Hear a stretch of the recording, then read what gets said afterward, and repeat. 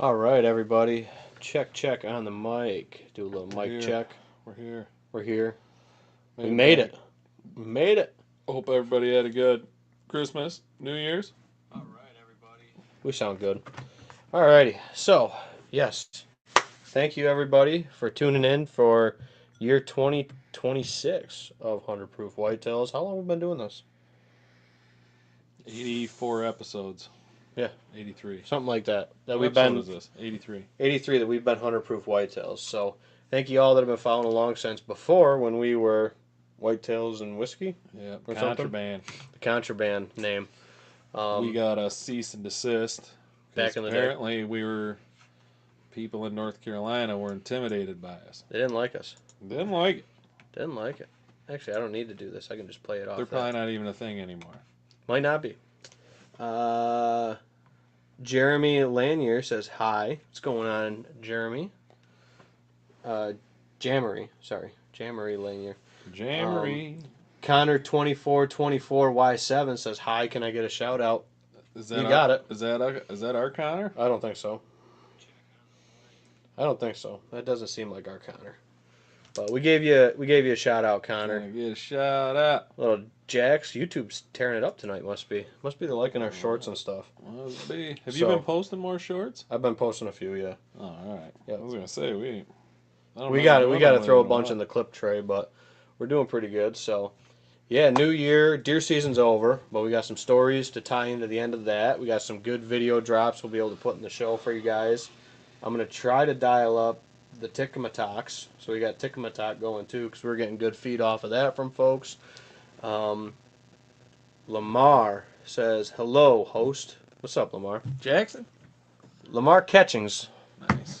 Thanks for tuning in. Thank you, guys. Thank you all. So for anybody tuning in on YouTube that might not have seen us before, if you're a subscriber, thank you. But we're a kind of hunting, outdoor, fishing. We do fishing episodes once in a while on the boat. Mm-hmm. You name it. Podcast. Do a little bit of whiskey drinking here and there, and our beer. We drank wine. We drank rum. I mean, we drink a little bit of everything. Whatever people's flavors is. Alcohol. White Claws. Once in a while. Sometimes. Yep. Sometimes When the mood strikes. So, yep. So we have we got a cool little episode today, kind of talking postseason stuff. January, February chores, deer chores. Your plans for January, February. Yep. Why couldn't I say that? We got that going too. So we'll crank it right up, just like we do every show. Give a shout out to the folks that support the show. Starting right off, Busy Bee Chiropractic. Right up here in this corner will be our sponsor list. Right up where the Black Coon is. Busy Bee Chiropractic and Wellness in Newark, New York. Thank you, Dr. Britt. And I think Nate's got a little story we'll share with that after the sponsors here. But hit them up for all your chiropractic and wellness needs. They keep us feeling good year-round. Keep our muscles nice and loose. Nate's first time in the sauna. He's got a story about that coming up. I do the sauna every time after an adjustment. So go see Dr. Britt, Busy Bee Chiropractic and Wellness in Newark, New York. Thank you for the support. M&R Firewood right here out of Phelps, New York. These folks specialize in seasoned firewood, whether it's for your campfire, for smoking wood. He does some custom smoking wood for the nice stuff. They have a stand on Route 96 there going out of town of Phelps, and also down by Smoking Pete's down Seneca Lake. So hit up M&R Firewood. They do face cord orders, they do smoking wood, and they also do campfire bundles as well if you're getting ready to start thinking about that campfire season. So great places. Yep. I mean, honestly, I like winter fires. And a nice winter fire. Well, you got a nice wood stove. That helps. No, I mean outside. Oh. Drinking some bonfire. Beers. Yeah, drinking some beers with the guys. Usually, it's the best time of year if you got a big pile. Torch off. Yep. I might have a fair amount of firewood logs coming out of this timber harvest. Hook Rick up with. I'm sure he'll be happy. He's always looking for some more wood to sell to some folks. So. I think I'm gonna have a big bonfire here. You got a good pile out there. You should be probably ready. And then get some of the guys together, and we'll drink some beer and torch that thing off. Make the blue flames again. What the heck was it last year that was making the blue flames? I can't remember. It was like on the snow. Remember that when I took that picture? And that video when it was like the blue flames? I can't remember what Probably the heck where it was. the gas The diesel or something, maybe. landed on the. Yeah. So then we got Pierce Metalworks, There's owner Metalworks, operator right here. owner operator for all your machining, milling, turning, fabricating, and welding needs. Hmm. A little bit of engineering thrown in there. Custom installs. Custom installs. I did a little engineering for that person.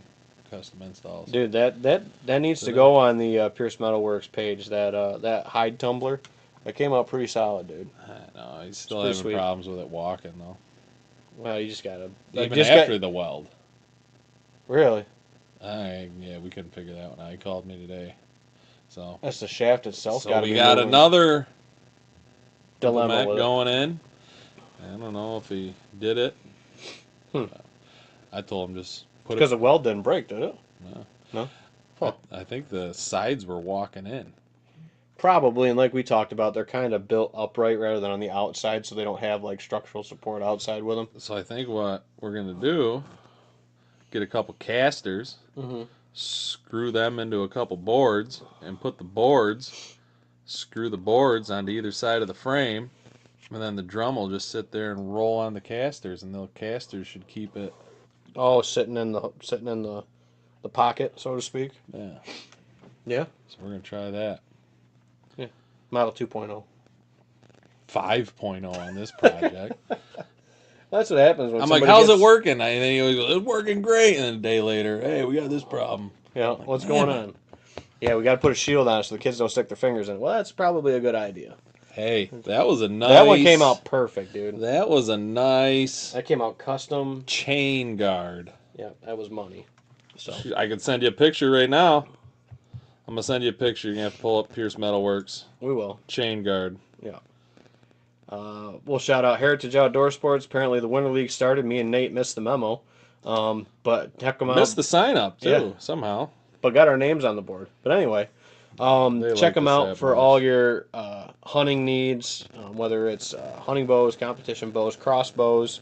They're an authorized Tacticam dealer now, so you can get your cameras and/or solar panels, any of your accessories for them right there at it's Tacticam.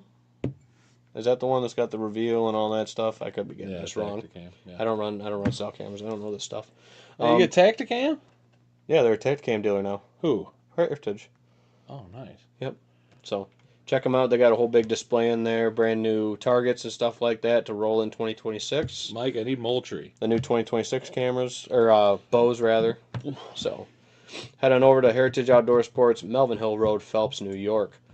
Phelps Fire Department keeping us safe and keeping the fires at bay for our local community here. Also have a great place to rent if you're having a party, shindig, get together, family reunion, anything like that. We did our youth event there and it was a huge success.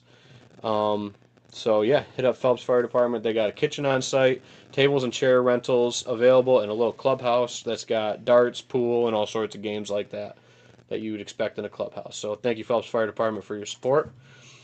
Whitetail Properties of the Finger Lakes, Tim Kent, Ben Williams, and Heather Kent making up the team and specializing in helping these folks in this kind of 13 county area that we cover. We do work outside of that with buyers that are kind of looking on the edges of that 13 county zone. But if you're looking for ground, home on acreage, anything like that, even do residential, traditional homes and stuff like that as well too. Any kind of real estate's our specialty. Even sold a commercial property this past year, so you name it. And then I don't have their logo pulled up, but I want to give a shout out to K&M. They got a great allocation season for their whiskey and hooked some folks up with some real fine bottles. And they hooked us up for the Phelps Sip and Stroll with a Magnum Buffalo Trace. All right. I'm gonna get this, dude. This thing is the size of your head, Nate. Dude, so went in there and they hooked us up with that.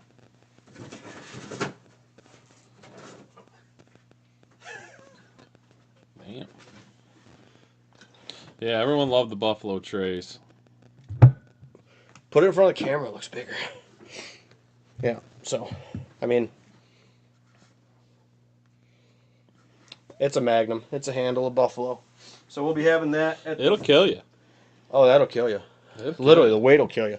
Um, that'll be at the Phelps Sip and Stroll coming up. I was going to shout Around that out. Valentine's week.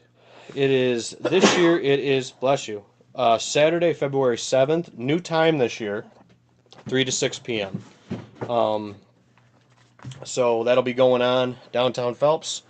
You can get your tickets. It's not sold out yet, but it sells out every year. So come say hi to us, the 100 Proof folks. Keith will probably be there. He said he's got to check with the missus, so maybe. Um, but it's always a good time. We always see a lot of folks. They're always like, hey, these are the guys with the deer and the whiskey with the podcast. So I'm sure we'll see some familiar They faces. forget about us the other 364 days of the year, but Yeah, pretty much, unless we're giving away something. yeah. So, yep. Um, all right, we got a couple things coming in. Wow, look at the freaking comments rolling in. Mike Vienna, shout out to you guys, my two favorite local hunting heroes. Now I don't know about that, Mike. Thanks for hooking me up with the local sewer guy's number the other day, so I get that sewer issue figured out at Hannah's grandma's. Appreciate it, Mike. Appreciate the support, Mike. We Mike killed a nice buck this year. Killed a great buck. one of his biggest. Yep. I was talking to him the other day about it. And he had his grandson out there too for the recovery of a couple of them. Did they kill one together too this year? I'm not sure, but They shared the blind a couple times. he said that that was his favorite part about this year, not only killing one of his biggest deer, but mainly spending time with his grandkids. And we should honestly do another show and hook up with Mike, because Mike runs upstate New York. Ahead of the trout derby, we definitely should do a show, for sure. Mike heads that up. It's a pretty cool page. Go check it out. Upstate Sportsman. We'll have to hook up with him and do another show in his garage. Yep. Mike, feel free to drop a link in the comments for the video so folks can check it out if they're checking it out. So thank you, Mike, for always checking it out and supporting us. He does do a great trout derby. I mean, for the youth, if you got kids, it's better than anything I've been to for the kids. Yep. For the kids. Lamar wants to know, how often do you guys get together with the friends and sip on new hooch at a bonfire? I guess it kind of depends. It changed a little bit after we had kids and stuff, but I don't know, say before we had kids, probably once a week. And we had kids, and now we're down to, I don't know. I mean, we get together on the show a couple times a month and do that stuff. So, but During bonfires, summer, we do more bonfires. During the summer, we probably get together just because the days are longer. It's nicer out. The women don't really like us inside, so in the summer, it's easier to go outside. Yep. That and in the wintertime, usually we're good for one or two bonfires in the winter. And like I said, I got one coming up. Yeah, so Martina Gallo says hello. What's up, Martina? What your stupid finger? I don't know. Oh, wedding ring? Sorry. I don't know. What your stupid finger? Don't know. Lamar says, do you gentlemen smoke cigars while you're out and about? Once in a while, I'll smoke cigars. Not a huge cigar guy, but we're not smokers or anything either. Right off. Copenhagen guy. Yeah. A little bit of dip once in a while, maybe, but. All right, here we go. We got Dave Todd says, evening, boys. Congrats, Nate. We'll get to Nate's story here in a little bit. Yes, congrats to him. Thanks, Dave. Appreciate it. Dave says, love my reveals by Tacticam. So, yeah, I did get the brand right. Okay. A lot of people like them. A lot of people run them. Yeah. So.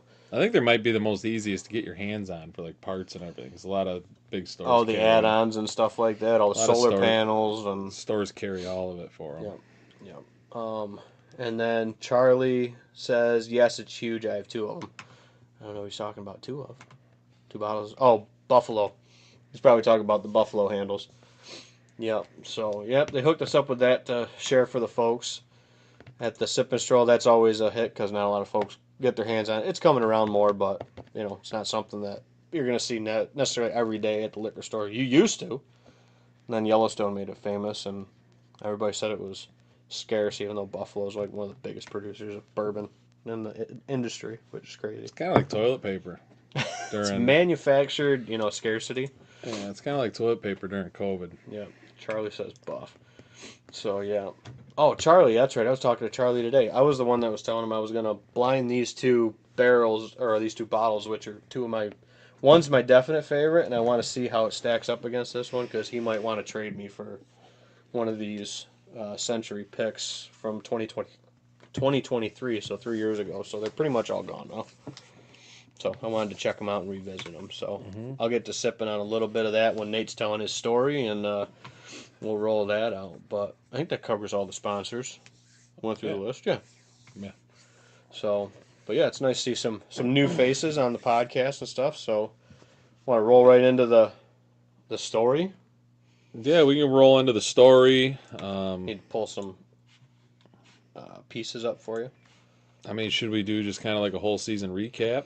I think a whole season recap would be a good one. I mean, you started off. I mean, like, kind of shorten it up, but Mm-hmm. I do a season recap, you do a season Sure. recap. Then I think we end on The bottom of the ninth buck. postseason, some Well, it's going postseason forward. strategy going forward. Yep. Gotcha. Yeah, I'm good with that. All right. So, First blood. first blood. Actually, I got first blood. I think out of all of our friends. Did you get one with the? You got one with the rifle this year too in the early season. The doe. Nope. That was last year. 2 years ago. Oh yeah, it was 2 years. Jeez, time flies. Yeah. I didn't hunt the September season this year, but yeah. So October rolled around. I was whatever I had done is what I was rolling with. My first time I was able to get out was October 4th. Blew the south wind. So I have a stand that I really do like on a south wind. It sets up to where, especially in the early season, you can walk across that open field and there's so much foliage on that you can get away with a lot more walking across that open field.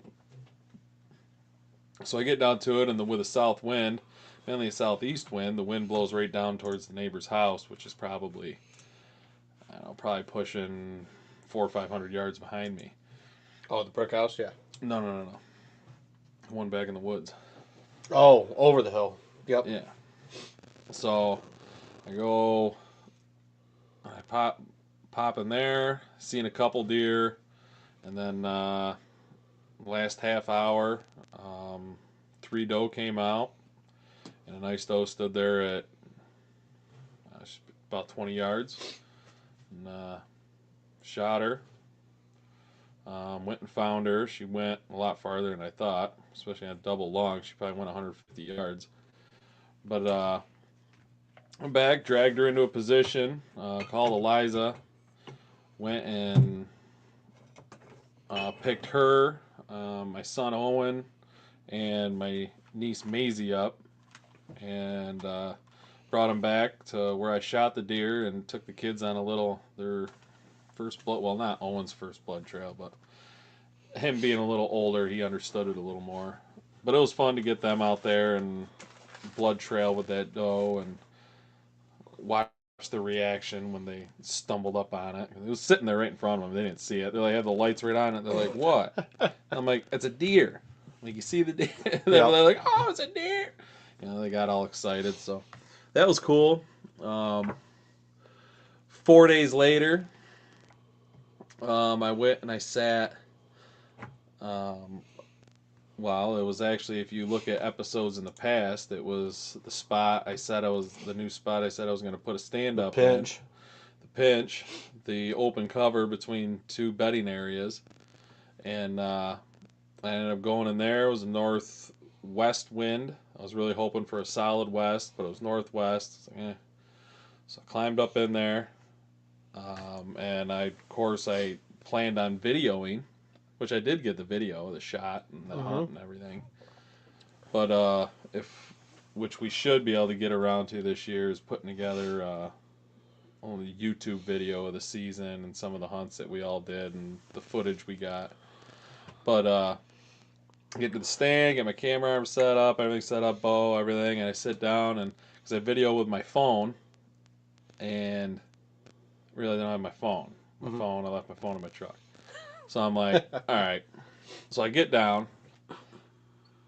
go back to the truck, get my phone, come back to the stand, climb up there, get it all set up. Yep. I don't know, about an hour and a half, 2 hours goes by, and there's a 6 point that comes out down below me. Kind of watching him. I hear something up the hill a little bit from me to my left. I look over, and there was a nice buck. So I'm kind of looking at him, kind of like gauge him a little bit. Because he was, like you said, within 40 yards When when I you saw him. first when I first saw him, he was at 30. Oh, yeah, so he's right on you. So I was looking at him. I'm like, it looks like he's got a good body. I was like, looks like he's got a nice rack. I was like, yeah. So I made the Yep. call. I was gonna shoot him. I grabbed the bow. Got the camera on. Pretty cool video to watch. But yeah, shot him at 20 yards. He went and piled up. Well, I don't know. Probably ran about 50, 60 yards and piled up, tumbled down the hill. Mm-hmm. It's pretty cool in the video. You can hear him crashing down the hill as he's Yep. flopping down the hill. So honestly, my bow season was pretty short. I did get out a couple other times just to go sit, just to get out there, maybe shoot another doe. I did do a buddy hunt with Jesse um, over at another property, and me and him brought our climbers, and we both hiked up, found a couple trees in a decent spot we could hike up, and had a doe come in. I got her on video too. Actually, Jesse filmed me shooting her. Yep. So the deal was, seeing I already punched a buck tag. If a doe comes in, I get to shoot it. If two doe come in, he gets to shoot the second doe. Yep. And if a buck comes in, he's got it Mm-hmm. because he's the one with the tag. So that was Sure. the plan going in. It worked out. Just one doe came in, and able to get her. I forget what date that was. That was probably second or third. I almost want to say it's like the 18th, maybe? Yeah, it was like the third week of October. 18th, 19th. And then after that, my whole season was dead. Corn was up. It didn't go up, it was up. Corn was up. They started cutting the corn the afternoon of the last day of muzzleloader. So, or no, yeah, last day of muzzleloader. The first muzzleloader season. First muzzleloader. Not the Kwanzaa season. Not the Kwanzaa season. So, yeah, gun season. I saw some bucks, small bucks, 6 points, fork horns, spike horns. Quite a few does here and there. Button bucks. Out the nose, Oh yeah. my god! You had 6 of them in that one video? Yeah, that one video I had 5 or 6 button bucks just feeding out in front of me. There wasn't a doe with them. There wasn't none. They were all button bucks. So I got a decent group come. One guy hitting the road the other day. I seen him on the side of the road, but Meh. yeah, I mean, gun season was just. I seen a couple decent doe, but I seen them early, and I didn't want to pull the trigger on them or anything. Just one, for the fact that I didn't want to screw it up if a buck was around. Yep. 2, really wasn't seeing a whole lot of deer. Well, all the deer I was seeing were just babies, and there was 80 acres of corn still up around me. Yeah. Plus 80 acres plus. Yeah. You go up the road to the north there a little bit. We still saw some standing the other day. Yeah. We went down the road. So my visibility was very limited. Where the deer were entering and exiting, Could've where been I anywhere. could see them, could have been anywhere. that extended cover kind of put them all over the map. So gun season was tough. I was very limited. I don't have a lot of properties I can hunt this year. I have like 1.5, I would say, because the other property I share with a couple other guys.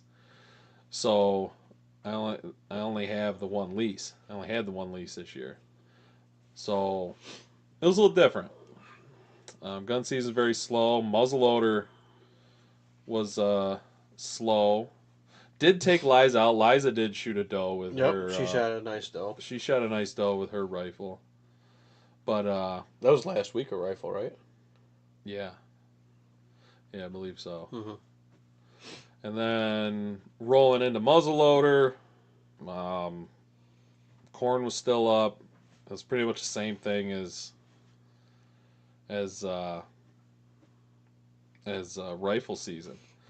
So earlier in the season, I came up with this plan on how to hunt the top of the hill.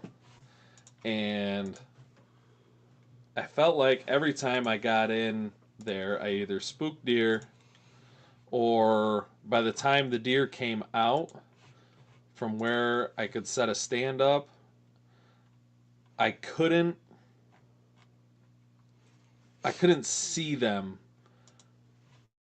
well. I could only see a portion of the field. Mm-hmm. Like it cut off the corner that they come out of.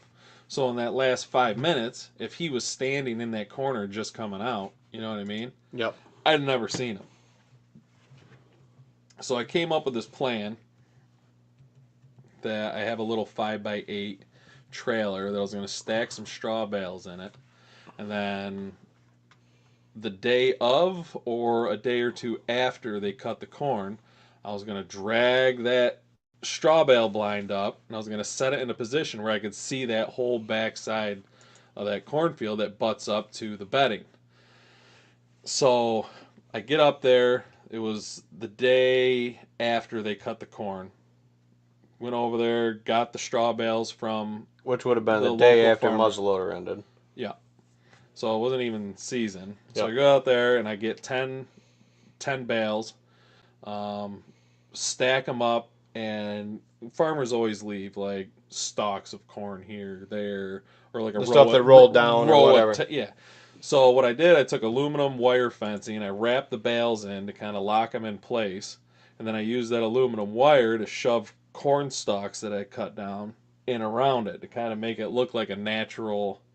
Dude, this blind looks so good. It looked like a natural. It looks amazing. So, like when the deer came out, it just looked like a pile of corn stalks And straw bales, yeah. that the farmers let. Well, the straw bales blended in With like the corn stalk, same yeah. color. Yeah. So, so I did that. I got that out there. Wind, and I needed a north, Like a solid Anything. north. Yeah. anything north wind I could hunt it out of. And it seemed like all of Kwanzaa season, holiday hunt, whatever you want to call it, it was like south. The whole season seemed south, honestly. Yeah. Majority of the season was a south wind. where Even I the hunted. west was a southwest, typically. So I hunted the day before it ended, the 31st, right? New Year. Yeah. Then New Year's New Eve. Year's Eve. So I didn't hunt it New Year's Eve. I hunted it the day before, the 30th. Yep. So I went out there, and it was a southwest wind. I'm like, I did all this effort putting this thing together. I don't really care. Like, I can kind of get away with the southwest wind. It's going to blow up over that hill towards that farm. Yep. Right? I'm like, as long as they come out of the northwest corner where they normally do, I should be able to get a shot at something. Yep. So I did that. That night I only saw one deer. It came out into the field in the last 10 minutes. The thing acted spooky as hell. And then it went right back in, like last shooting light. Yep. So I'm like, all right, well, this sucks. So I got out of there. Last day, January 1st, I got out in the blind at 2:30. And now we actually have a west-northwest wind. What I've been waiting for to hunt this blind all season. Yep. Finally got it. Finally got it on the last day. And I'm going to pull a video up. If you guys are tuning in on TikTok, you won't be able to see this. If you're on Facebook or any other platforms, you should be able to see this. TikTok, you won't be able to see this. If you're on Facebook or any other platforms, you should be able to see this. TikTok, you won't be able to see this. If you're on Facebook or any other platforms, you should be able to see this. TikTok, you won't be able to see this. And if you're on Facebook or any other platforms, you should be able to see this. Your name, or you just might be able to see this. And if you're on Facebook or any other platforms, you should be able to see this. I'm walking in, talking about pretty much everything that it is. I'm walking in, talking about pretty much everything that really hears me. I'm walking in, talking about, but barely hears me. I'm walking in, talking about, but barely hears me. This one's Andy, talking about, This is the walk-in. This is the walk-in. So this is at 2:30. This is the walk-in. This is the walk-in. This is the end. So this is pretty much in my head, like walking. This is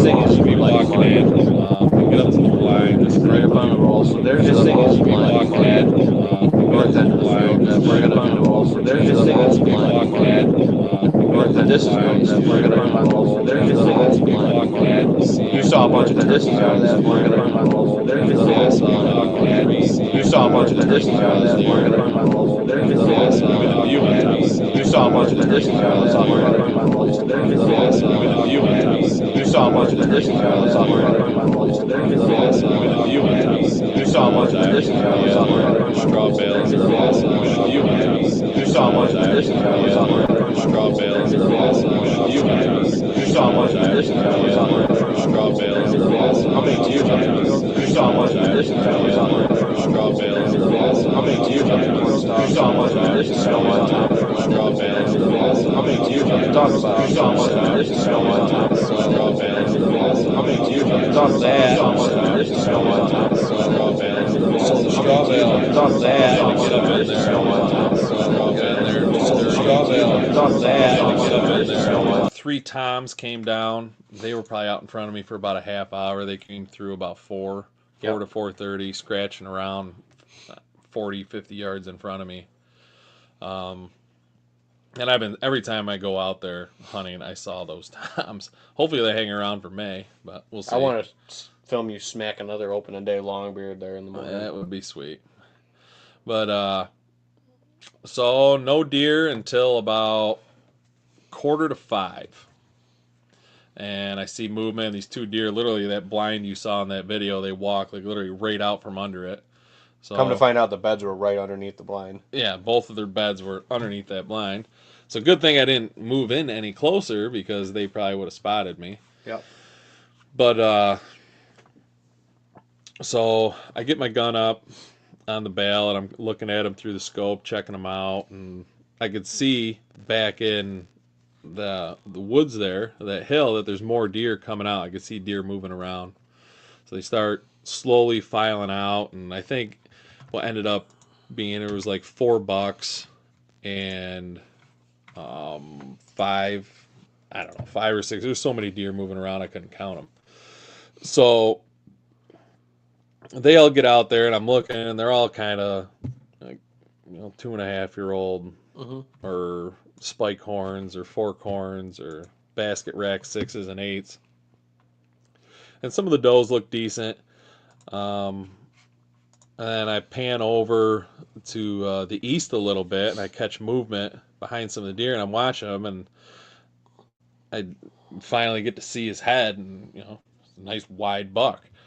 And I knew what buck it was. I had him on camera for all season, really. I had him on camera when he was in velvet. Never saw him until this day while I was hunting. He was a cool buck. And he was one of the ones I was kind of like hoping would come out. Yeah, one of the ones I was hoping would come out, but I was also kind of on the fence whether I was going to shoot him or not, depending on how the season went. Yep. And after everything going, and I saw him, and I was looking at him, I'm like, oh, yeah, I'm going to shoot him. Like, you know how you get pictures of him, then you actually see him in person. You're like, sometimes you have like a little different skew or a different view on, but as hard as I hunted this year and everything, and I saw him, and I was like, that's the buck, man. It took him forever. And he just kept his head down the whole time. Just eating and eating. And even when he was walking, his head was down. Finally, after it was about 5 o'clock, it took him, 10 minutes or so to move around and actually give me a shot. It was about 150 yards to him, 140, 150. I'd put the crosshairs on him, did one more pan to kind of look, see if anything else was around that I missed. Went back to him, put the crosshairs on him. I was so freaking cold. It was brutal that night, dude. I couldn't feel my feet. My finger, as I was squeezing the trigger, I couldn't feel the trigger, but I knew I was squeezing. And I just sat there and just kind of held the crosshairs on him and just breathing. And eventually the gun went off. I heard the thwap. How the muzzle loader, you can hear pop, I heard the bullet hit, And then this is what happened pretty much immediately after that. And then this is what happened pretty So I much don't know if there's immediately audio after with that. But you can see, dude, now you then even said this is this. what happened pretty So I much don't know if immediately your after lens was that. frosted. But you can Oh see, yeah, I dude, didn't now get you the even shot said on this. camera because my I phone think it went like black. lit It's and frosted. black. It was But so you can oh see, yeah, I dude, didn't now get you the even shot said on this. camera because my So phone now you had it like went lit black. and It's frosted. black. It was But so you can oh see, yeah, I dude, didn't now get you the even shot said on plenty camera because daylight. my So phone now you had it like went black. lit It's and frosted. black. It was So so you can oh see, yeah, I dude, didn't now get you the even shot said on plenty camera because daylight. my So phone now you like had it lit went and black. black. It It's was frosted. black. It was so Oh oh yeah, yeah, I dude, didn't now get you the even said shot on plenty camera because daylight. my So phone now you had it like went lit black. and It's frosted. black. It was so Oh oh yeah, yeah, I dude, didn't now get you the even said shot on plenty camera daylight. because my So phone now you had it like went lit black. and Dude, that's black. It was so it's oh so yeah, I didn't get the you shot said on plenty camera because daylight. my So phone now you had it like went lit black. and Dude, that's black. It was so it's oh yeah, I so didn't get making the me shot on plenty camera because daylight. my So phone now you had it like went lit black. Dude, and that's black.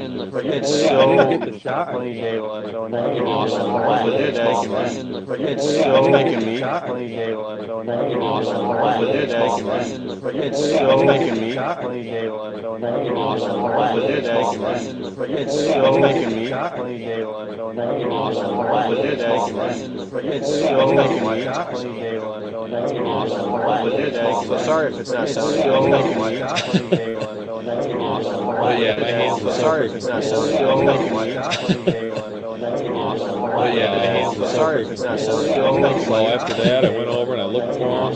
But yeah, my hands were so I freaking didn't find sounding any so blood. making So me after that, I went pretty over and I looked confident. for him. But yeah, my hands were sorry if I it's didn't not find sounding any so blood. making So me after that, I went pretty over and I confident. looked. I was so cold. But yeah, my hands were sorry if I it's didn't not find sounding any so blood. making So me after that, I went over and I looked. I was so cold. But yeah, my hands were sorry if I it's didn't not find sounding any so Grab my blood. making stuff. So me after that, Got a hold of Liza. I was so cold. But yeah, my hands were sorry if it's not sounding Grab so my stuff. making me Got a hold of Liza. I was so cold. But yeah, my hands were sorry if it's not sounding Grab my so stuff. Got a hold of Liza. I was so cold. so we'll just give him a minute and maybe I can warm up. Yeah. I sat there in her truck with my feet, out of my boots on the heaters that come out of the dashboard, just trying to warm my feet up. Yep. And it took a while to warm them up. But so we went back, looked around for him. I ended up jumping him out of a bed. Kind of figured I liver shot him after that. Because it was almost 2 hours later at that point, give or take. Yeah. Hour and a half, 2 hours. I jumped and he went in. He only bedded like 40, 50 yards off of Well, when you from where said I shot him. You said jumped him. You said he kind of got up and he kind of like walked off almost. Yeah, he didn't run or anything. He just, you could, by the sound of it, it sounded like he was thrashing to get up. Then he got up and I finally got him in my light and I'm looking and he's just see slowly. the frame. You see the frame of him. Yeah, and he's just slowly walking away and he was only probably 30 yards away from me. Mm-hmm. And so I got out of there, got back home, got a hold of Ben. Figured just go back in the morning. Ben, we planned on Ben meeting up with me. It's gonna be single digits that night, literally. Yeah. So we get in there, we start looking. Right after daylight. No blood. We still don't find any blood. We got in there 7:30 roughly. Yep. We're trying to find where his bed was. Can't really find that because there's a couple blowdowns in there and stuff. And we're just standing there. I'm like, how do we not see any blood? I just look up. I'm like, oh, there he is. It was like literally probably the last place you saw him that night in the flashlight from where you were. He was within 10, 15 yards of where I turned the flashlight off of him. And then walked out slowly. And walked off, and he, yeah. And then after that, you pull up video of the drag out, dude. Yeah. I'm so happy with this video, by the way. This is one. I don't know which one. I don't know if it's the one I ran him into the tree or not. There's a few videos. There was a slow-mo one. There was a couple good photos with it. There's a few. But videos. there was a slow-mo one. There was a couple good photos with it. Whether it's during snow, but there was a slow-mo one. There was. Want to talk about keeping tape nice. Whether it's during keeping it so there was a slow-mo one. There was. Talk about keeping tape nice. Whether it's during keeping it so there was a slow-mo one. There was. talk about keeping tape nice. Whether it's during keeping it so there was a slow-mo one. There was. talk about keeping tape nice. Whether it's during keeping it so there was a slow-mo one. There was. He was frozen. Oh yeah, I think he was dead. He was frozen. Oh yeah, I think his lungs and his heart. He was frozen. Oh yeah, I think his lungs and his heart. He was frozen. Oh yeah, his lungs. it was still frozen.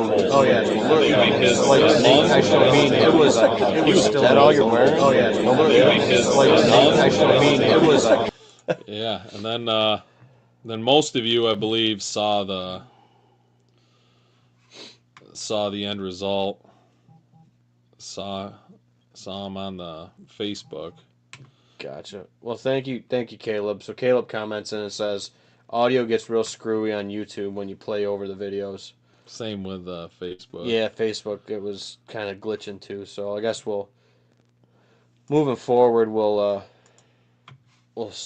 do the overlay, but take our audio off, and maybe that'll fix it better and see. Thank you, Caleb, for that. Lamar says, no deer heads or stuffed bears. I don't have a bear. There's quite a few deer heads down here. None at the bar, just the Euro mount of this really wide 8-pointer that I found trapping with my dad when I was a kid. I got a turkey fan over here. We got a couple hides. We got a raccoon, whole bunch of like skunk, muskrat, a couple other raccoons, turkeys, sheds. There's a coyote pelt over there, and a bunch of deer heads. So, yeah, there's a few around. So go to the photo that I just sent you. Got it. And then yeah, and that's how the season ended right there. I'll get it. I took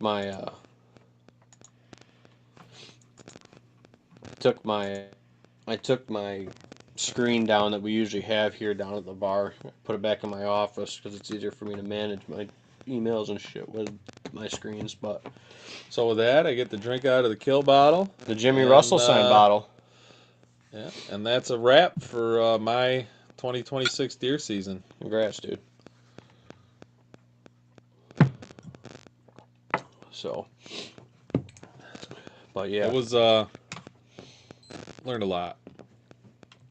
what was your final count this year? 4, 5? I killed 5.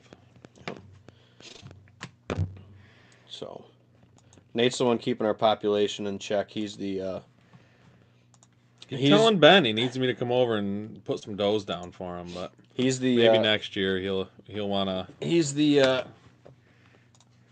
deer killer, dude. Well, I was listening to a Jeff Sturgis podcast, and you turned me on to him years ago, and I really do like his stuff. And I think what he does really kind of reflects how I learned to hunt. Like his strategies and the way he presents things and how he does, not everything, but a lot of what he does I can relate. And I think with a lot of his videos with the UP in Michigan, it relates a lot to our area. Okay. But he was saying on one of his YouTube videos that he's like, I don't really like to hunt and just to go out and watch. He goes, I need to hunt with a purpose. He goes, and my purpose is to go out there and kill the animals. He goes, if I'm not going out there to kill an animal, he's like, what's the point? It's not really hunting. Well, you got to put yourself in that position to kill.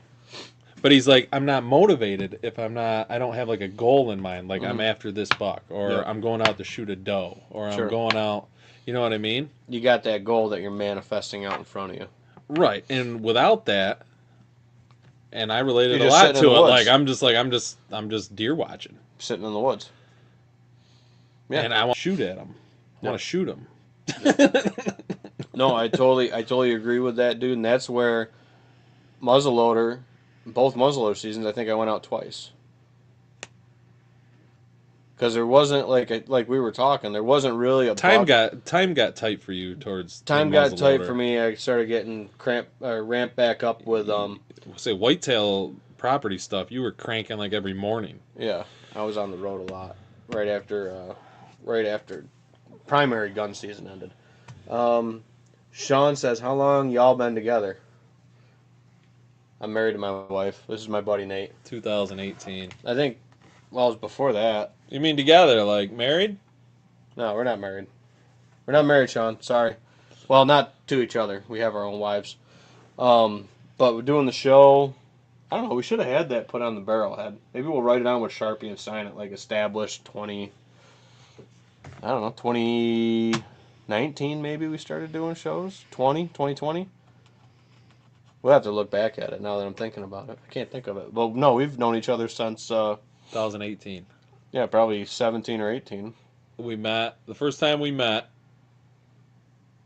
Was when you killed your big buck. I killed my big buck, and Connor brought you down to look at it at Yep. my dad's house. Yep. Sean says, I meant hunting. So I've been hunting since I was, since I was a couple months old. I've been in the woods with my dad, but 12 is when we can hunt here in New York for small game. Used to be what you had to be to hunt small game. Now you can hunt deer, I think, at 12. With adult supervision. With adult supervision. But, we had to wait till we were 16. Or you could bow hunt at 14. I think is what it was. And then me and Ben started drinking beer and talking about deer hunting since 2018. Yep. Shortly after we met each other, really. Together, that is. So I would just randomly show up at his house and he helped me build the bar down here. He helped me do a lot of home projects. No, Madison Street. Oh, yeah. First it was Madison Street. That's right. You were like 2 minutes down the road from my house. Yep. Miss them days. Yep, Madison Street. Yep. Yep, Madison Street. Remember that now. Almost forget Madison Street. It's kind of like a blur. It's going to be for sale, folks. If anybody wants to buy the old haunt. Sean says, what's the largest deer you have killed? Nate's killed the biggest deer out of the two of us. Yours was 154. 154, and my biggest is 148 and change. I want to say the Big Ten is over there. Mm-hmm. He's over on the wall over there. Yeah, so Nate smacked 2 bucks this year. I shot a buck with my bow. Passed a buck that Nate gave me a lot of crap for kind of letting go, but Did you actually miss that deer? no, I did not miss that deer. The way he was looking in that video, he kept looking back. He was looking at that doe, man. Took that 5th doe down the hill. I got thinking about it later after I watched that video for the 100th time. I was like, I think he missed it with a pistol. It's on the TikTok. If anybody's watching on TikTok, it's on my TikTok page. It's the one that's got like the Lord of the Rings Elvish kind of music with it overlaid on it. Most of them with the have flashing, that. with the flash. Most of them have that, or Harry Potter music. Yeah, you got it. Yeah, I'm a little bit of a nerd with that kind of stuff. But Sean says it scored that. Yeah, Nate's was like 150, 156. You said. Yeah, he grossed at 156, but his net score was 154 and yeah, he was real symmetrical, real pretty buck. Yeah, 12 point. Yep, and then mine's a Big 10, 148 inch 10 or 148 and change. That 10 was, and then net. I don't know. Nets are propitious, is what I always say. Got but all of them over there, I've scored all of them.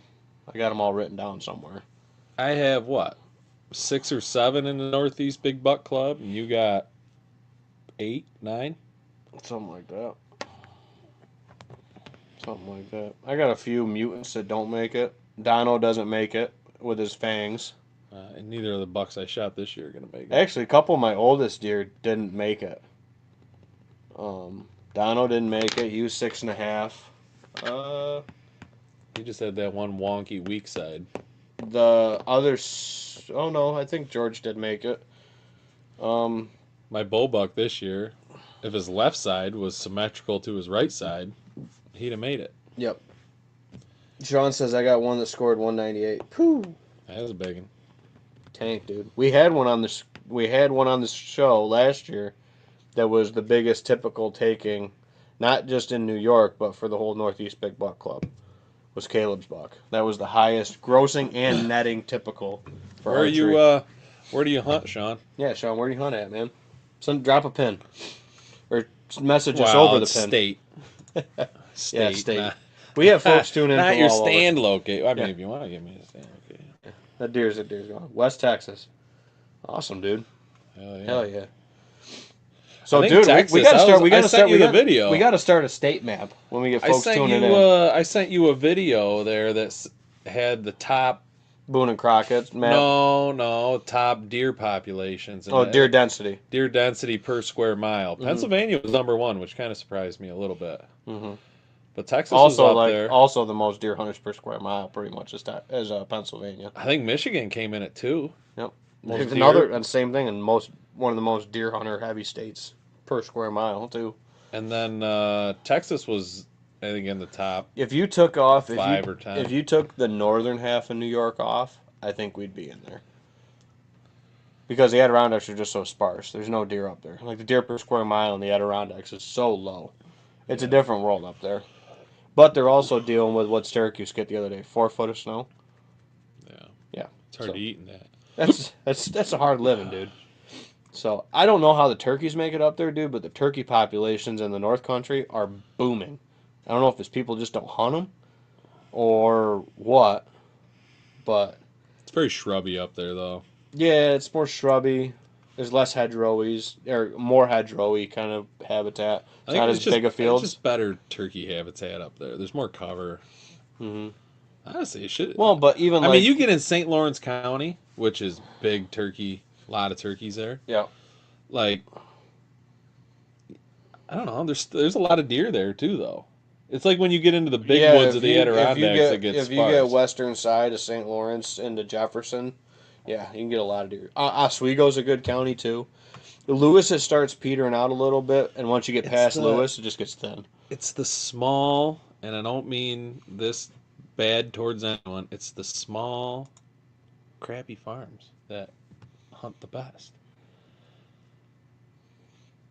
You Yeah. know, they got the old equipment, Hmm. leaving shit behind, or shit's broken, they can't get around to harvesting it. And they hunt the best. Yep. So All right, so we need your recap, all right. Benjamin. So had a good early bow season, and our rule for our doe groups, so we don't set a specific kind of harvest goal. Um, me and Dad killed a lot of deer last year.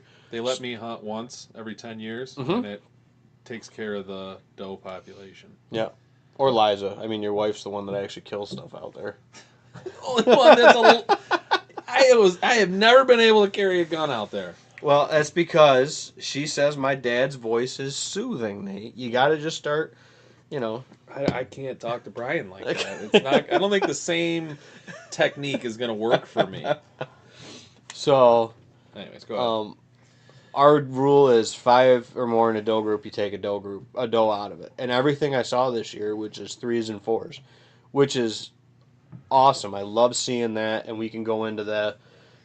My thoughts and my strategy behind that is I want those doe groups segmented on the property. So I'm seeing a lot of deer. Like my deer per square mile is very high, but I'm seeing groups, small groups of deer at a time. They're not in big, oversized family groups because when we had that 8 or 10 years ago, before we started hitting the does really hard, was we had a lot of it was feast or famine. You saw 15 deer or you saw no deer.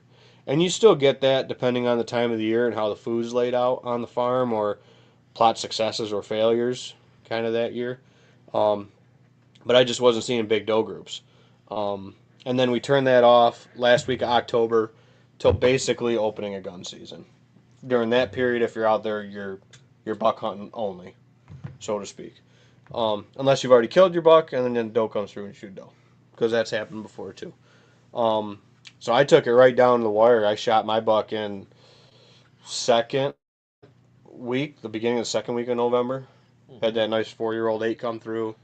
Um, the big 10 I was after, or 12, actually it was a 12 with the split brows. Lucky I think I just hunted him too hard, and that's my recap and my reflection from last season was I think I pushed in too hard on this deer, and you and me talked about this.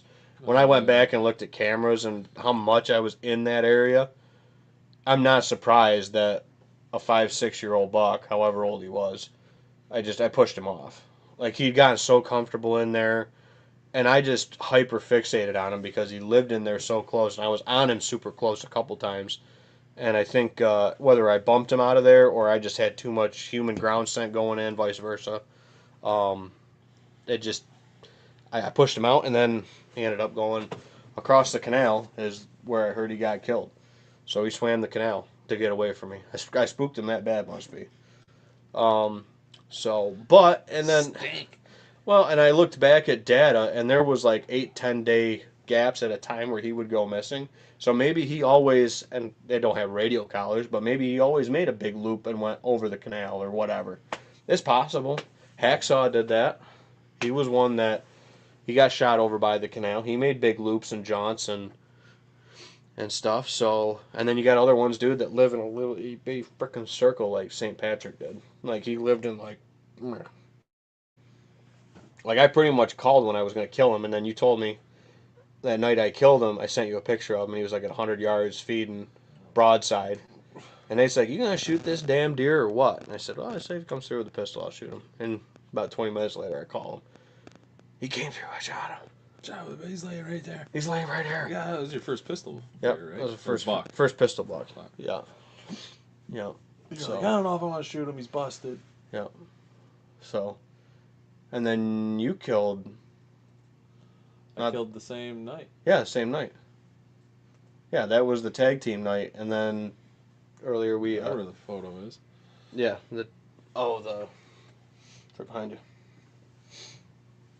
That was the tag team night. So I was calling Nate. Nate's like, "That's really cool, man, but I'm still on the stand." So we got the slate print here of. Hopefully, I'm not blocking Nate. There. St. Patrick and me in the pistol, and then Nate with inside kicker. Yep. Yeah. So that was cool. I like those grain bin pictures. We took a couple bucks in front of that grain bin over the years. Yeah, the wilderness behind my house. Yeah. So anyway, so back Makes to it look like we're like actually hunting like a real farm. So back to the And they're like, man, what farm do they hunt? the old abandoned crappy one, Nate, That's with the one. silo falling in. That's the one. I'll take that one over any other one. Yep. So, like we were saying, was hunting a couple bucks that I was after, and we had this one 4-year-old that was over there. Passed a really nice 3-year-old like 2 nights before that, the one with the gouged out eye. Mm-hmm.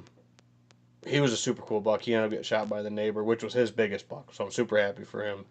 But I was like, that deer missing an eye? He's like, how'd you know? I said, well, when I saw him like a week ago, dude, it was like hanging out.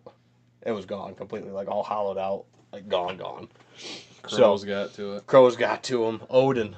That's what I was gonna name him. You actually. had another cool I was gonna name him Odin. With Terry Tate there, though. Oh, Terry Tate. I snort wheezed Terry Tate in. Bruiser. That was same day that I killed 6-pack in there last year. And I went in there on the 1-year rule on the hot doe. And, dude, there was bucks all over that morning. I saw, what the heck is he? Gosh, 6-pointer. One that's all busted. Tuning fork. Jeez. Forky. Yeah. He was a forky last year. This year he was a big 6, and he's got 2 small drops starting. So hoping he's got good drop tines. I think he made it through. Last I knew from one of the neighbors, Terry Tate made it through. He doesn't spend a lot of time on the farm. So, and then I'm thinking that Hank made it through. Because I had pictures of him in that late season. So unless somebody got lucky, like Nate, he's in Nate's garage right now. He shouldn't have made it through. So he shouldn't have. I kind of let him go opening morning. I was committed to him coming down the ridge with this group of does with a pistol, and he followed the last doe down the hill. Like I said, that was the video that's on the TikTok and stuff. But then this great 4-year-old we had with a split brow. I estimated him at 4 years old. Didn't know the deer from anywhere. He showed up this year. He came in, coming across the food plot cruising. Hot doe spot again, 1-year rule. And you going to grab him? Yeah. Hot spot coming in. He kind of cut up the hill to cut into this one bedding area that all the deer were coming either on or off of that morning. And then I grunted a couple times, and he didn't even pick up his head or turn it. And then with that, he kind of cut up the trail, the old logging road to go up the hill. And it was snowy that morning. Next thing I know, I catch a little flash of brown, and he's popping out at like 30 yards.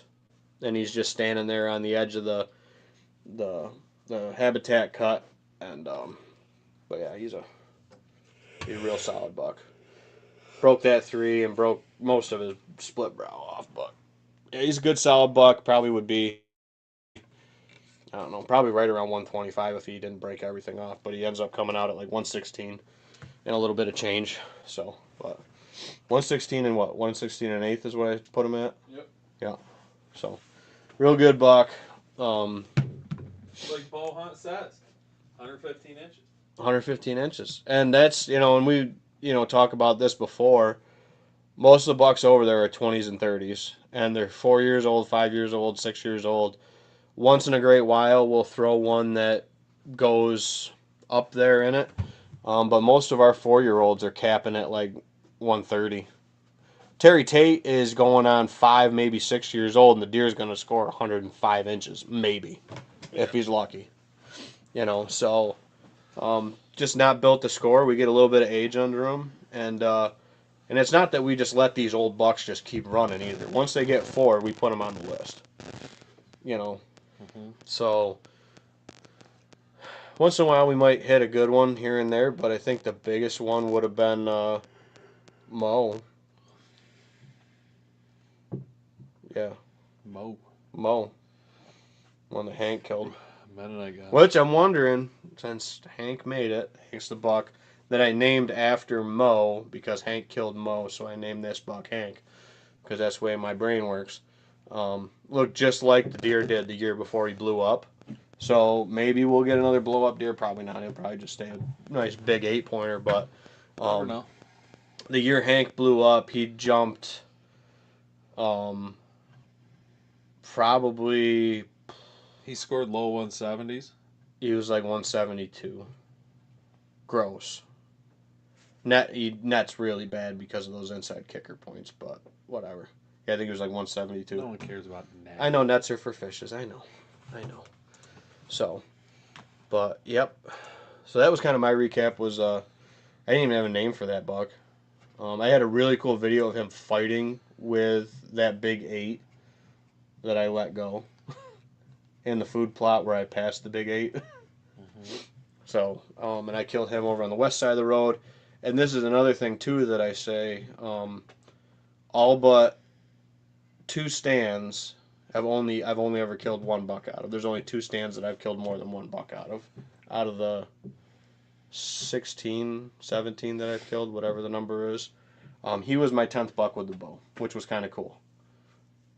That was my 10th bow kill buck that I've had here in New York. So,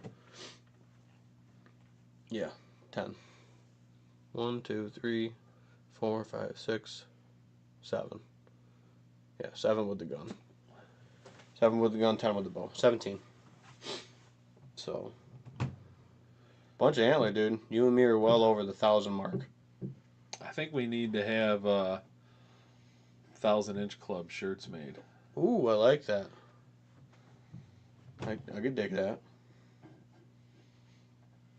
Or we should bring that up to the Northeast Big Buck Club. If you have over 1,000 inches in the book, as a Northeast Big Buck Club branded shirt, you get a 1,000-inch club. You get a shirt. That would maybe incentivize more people to book their deer. I'm in the 1,000-inch club. Sure. Yeah. I mean, it is impressive. 1,000 inches. So, and that's one thing too. Okay, so we'll dive into some of the other questions, topics. If anybody has other questions and topics, we'd love to hear them. But I think a lot of people don't get their deer scored because they think if it's not this past season's deer, they can't score it. Not the case at all. Every year we score somebody's grandfather's deer that they killed back in the 50s or 70s or whatever.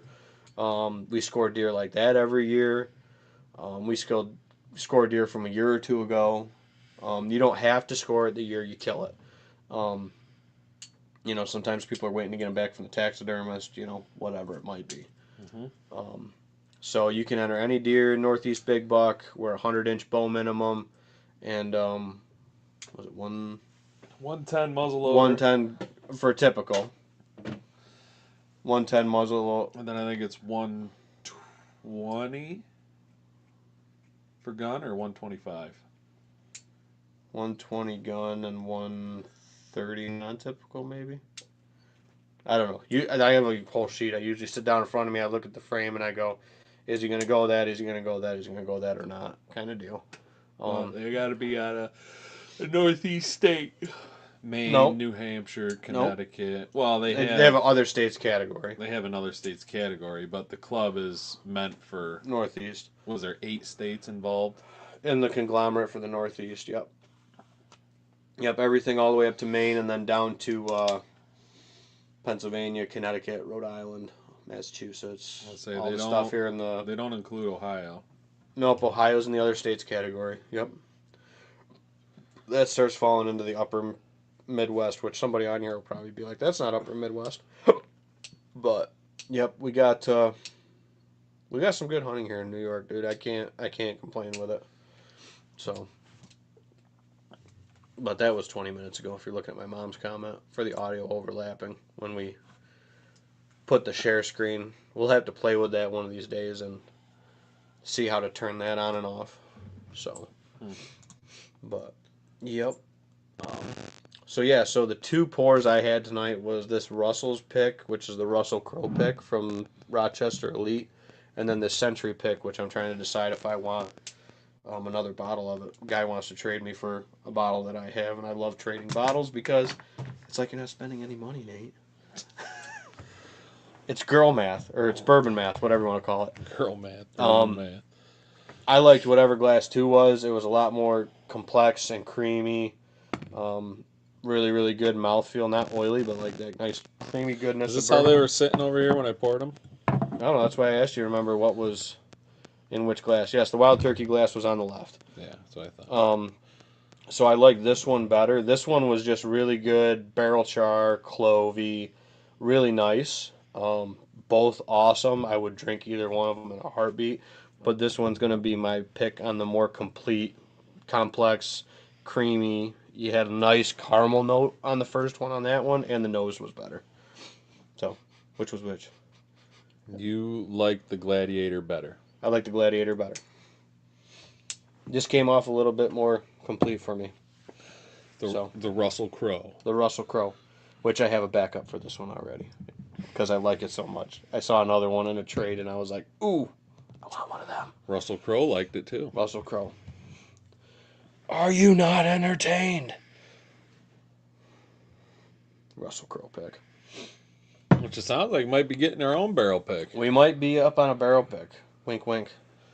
If we can get them on Am I board in with on us. it? Yeah, you want to pick a barrel? Or I thought Taste 'em? is this a you and Keith thing? Oh no, I think if we, I don't know if we're gonna do one where it's like a go trip to Kentucky to pick it. Depends on the distillery and the I don't type know of if I barrel. can do that.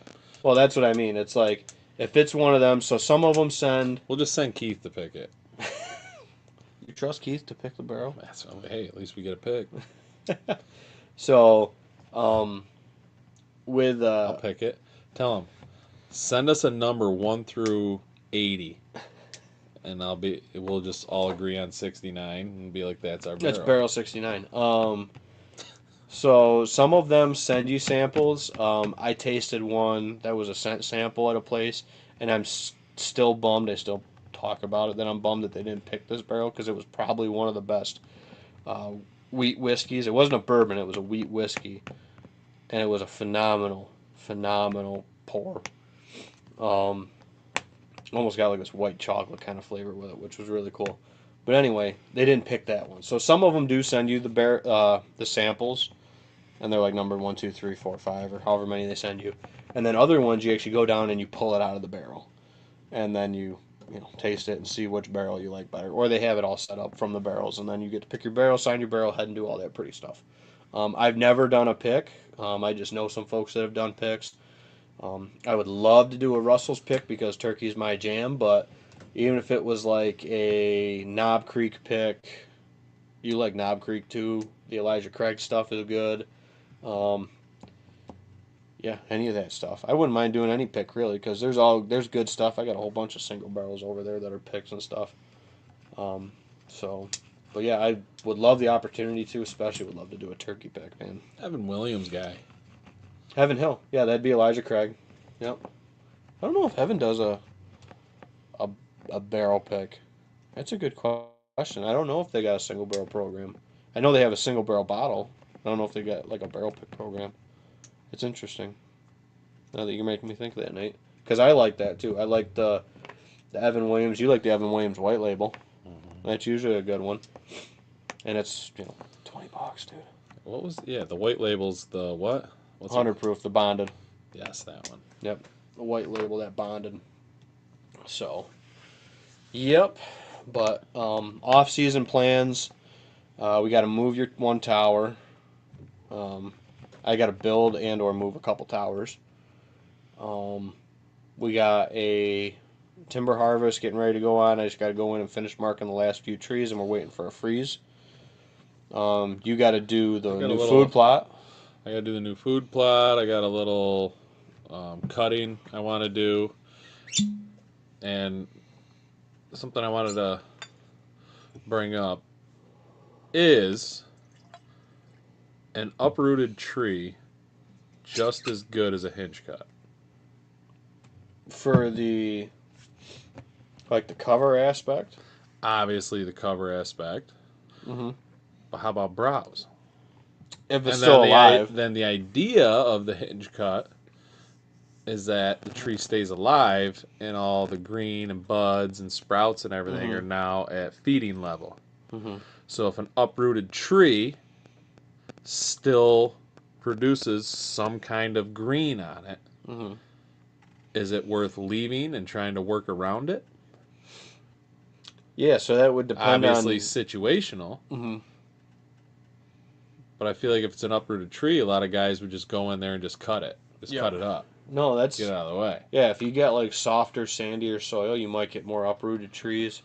We're seeing ash trees start snapping off, so you might see an ash tree. So Which I think that's just improving cover. I don't know how much browse there are in dead ash. no, there's no browse because when they hit the ground, dude, they break back to branches bigger than your finger. I'm sure they shatter. I mean, they might nibble on them here and there, but I don't think it's if there's desirable. any green, yeah, There's no desirable. Yeah. Chewing on it like a toothpick. So, is it worth leaving it alone if you can work around it and you don't absolutely need to get it out of there? Okay. Yeah, I think if it's providing good cover, adjacent cover, it's going to obviously open up some canopy. So that's a plus with that. So I get it all like that word that everybody loves, depends. It depends. Depends. Situational. It's situational, but yeah, it's I think it could be worth keeping. The one there on the boulevard that's kind of coming toward the stand. That recent uproot, or no, that one's the snapped off one. That's right in the middle of it. Well, I mean, that's the one that got me thinking of this. Okay.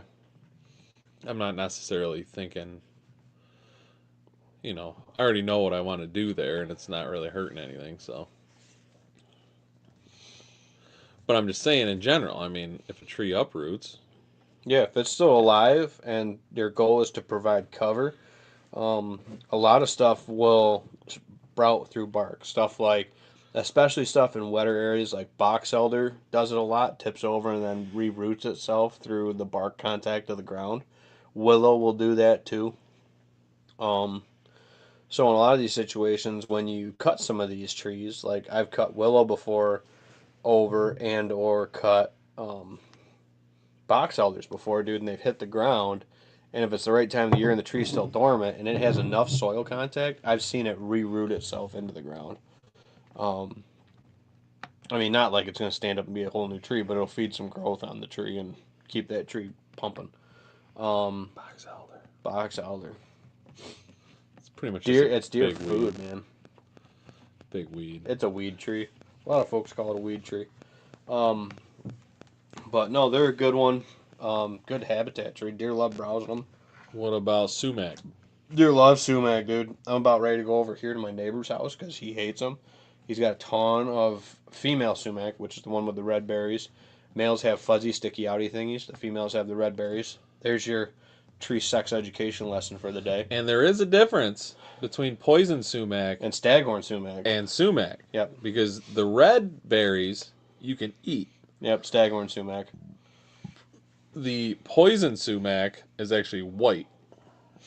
and that's more in swampy areas and stuff like that. Sumac, staghorn sumac, you typically see along hedgerow edges, disturbed areas, stuff like that. Deer like the staghorn. Uh-huh. Love browsing it. Turkeys love eating it in the wintertime. My birds were actually down in my neighbor's yard the other day, knocking the berries out of the trees so they could eat them. You want fast cover Sumac. or a Just fast hedgerow put into your establishing. property? Sumac, it'll be there in a year. Yeah. It'll be Little- over deer height in a Yeah. year. If you can scratch it with like your chain drag or even like your tractor bucket, Grow and like if you that. go get some of the berries, dude, and throw them down in there, take off. We're patenting sumac. It's the new 100-proof CD bag. Hell yeah. Sumac. You need bedding? Here's our deer bedding mix. Sumac. They rub the snot out of it. It's aromatic to that. You ever seen those big It's a sumac soft rubs? tree, so they eat the piss out of it. Mm-hmm. They browse it real heavy. And they browse it heavy, and it regenerates fast. Yep. Absolutely. Absolutely. So. I'm digging it. I like sumac. Sumac is the new way. Sumac is the new. You heard it here first. What? Sumac is the new sexy deer thing. Not sorghum. Just What plant, about Milo? just plant corn. It's the same you thing. don't want playing You're on gonna Milo? You're gonna get the same result. Milo. That is sorghum, isn't it? Yeah, same family. Same family. Close enough. They're all grasses. Corn's a And they're grass. like, do I plant white sorghum or do I plant red sorghum? The deer seem to like the red sorghum. The red Milo, yeah. I do have a whole bunch of red Milo, and then just didn't have the conditions to get it planted. So I'll have some Milo plots next year.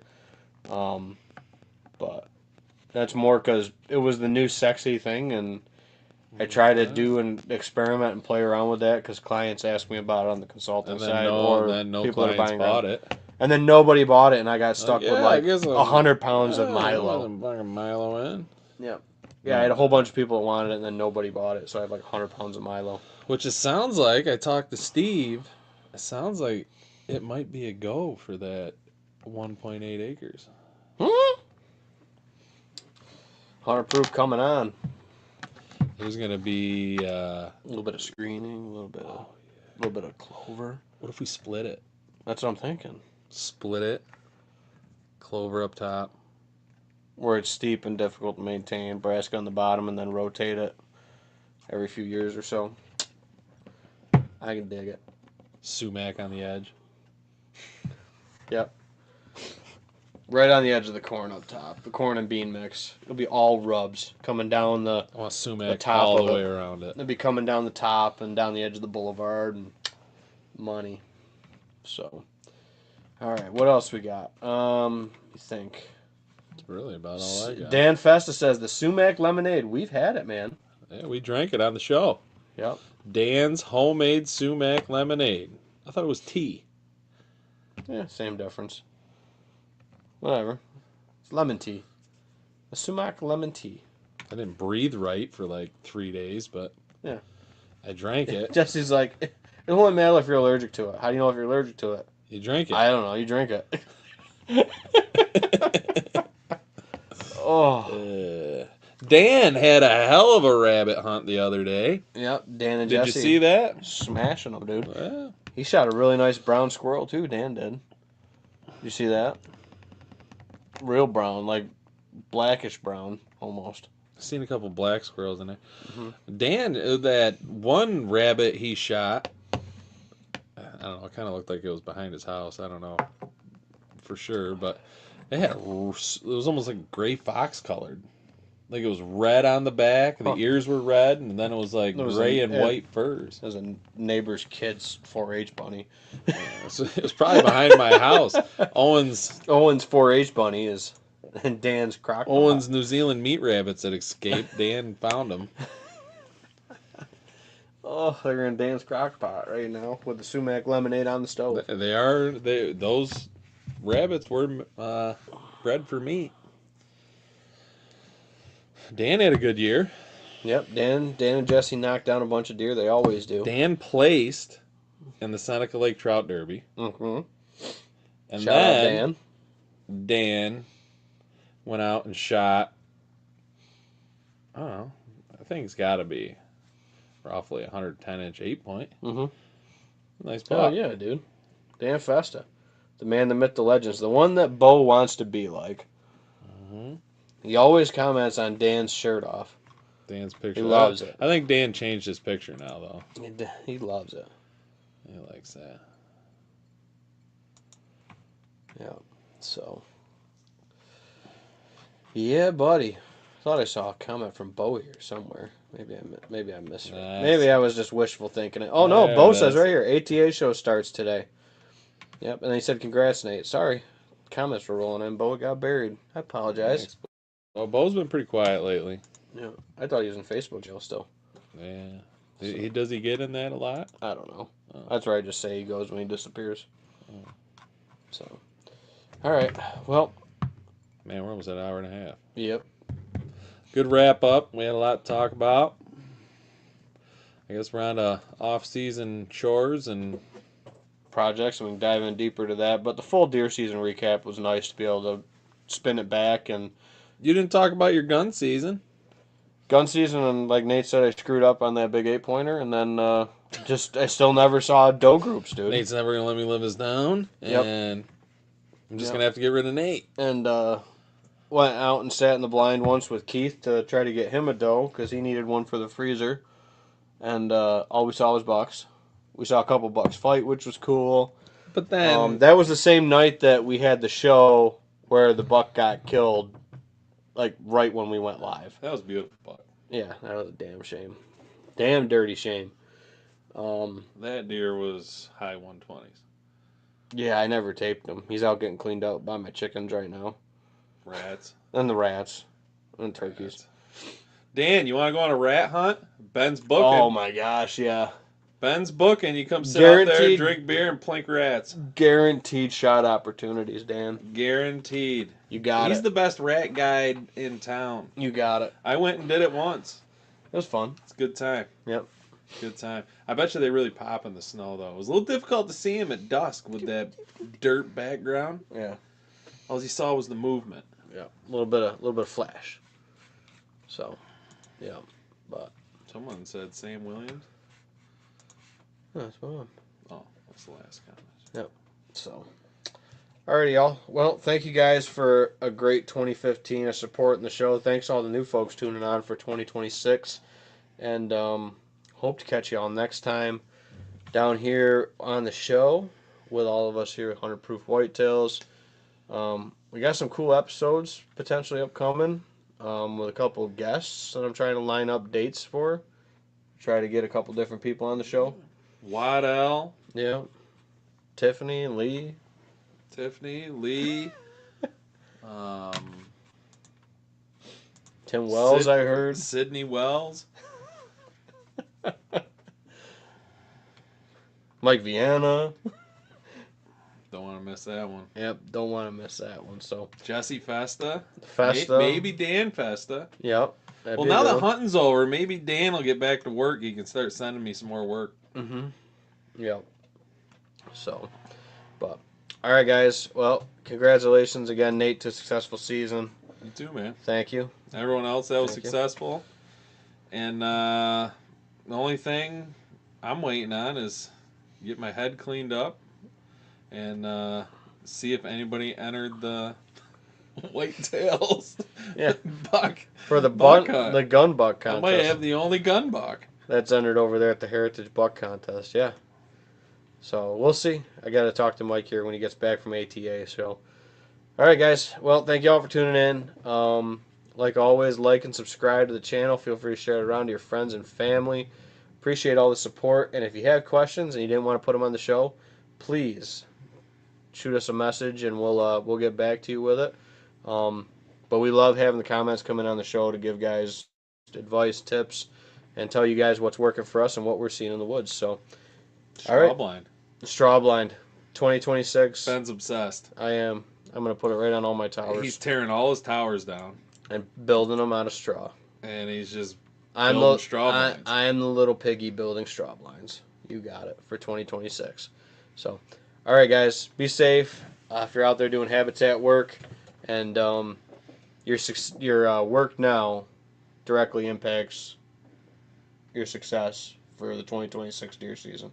So scout, plan, scheme, whatever. Look at your hunting critically, especially if you didn't have success. A lot of fun to get out in the woods right now with the snow on the ground, and even though we're supposed to get a warm up, but and see what the deer are doing. Little chainsaw Watch action. the tracks. Look easy to find beds. You Pull, might get lucky pull and moon find an antler. stands. Yep. Sheds. Hopefully not a deadhead. Yep. Well, they happen. But I'm curious if I'm gonna find Trace. yeah, he kind of went MIA, didn't he? I think he's dead in that bedding area. Don't say that. He's just living, Nate, in a 10-foot radius spot. And he's got everything ate down to the ground in that. Including him. Including him. Yes. All right, guys. Well, thanks again, Nate. Always a great time to share the stage with you. You're my right hand, and I appreciate you, dude. Man. Yep. Appreciate you too, and congratulations this year, and we'll see what this year brings. All right, guys.